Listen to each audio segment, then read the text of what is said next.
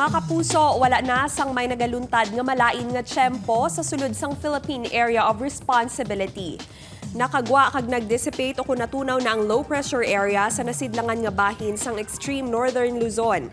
Suno sa pag-asa sa subong wala na sang iban nga malain nga tiyempo nga ginamonitor, apang padayon ng pagluntad sang habagat. Diri sa aton sa Western Visayas, base sa datos ng Metro Weather, magaulan sa Aklan, Capiz, Antique, Iloilo, Guimaras, kag Negros provinces. Magahinay naman ang ulan paglabot sa gabi. Magaulan man sa iban pangabahin sang Luzon, subong man sa madamong nga lugar sa Mindanao. Subong nga weekend mga kapuso, lauman ang magalumon nga panahon. Inibangod gihapon sa epekto sang southwest monsoon o kon habagat. Posible nga mag-ulan sa hapon o kung sa gabi, ganing digid magkalipat nga magdala sang payong o kung anuman nga proteksyon sa ulan.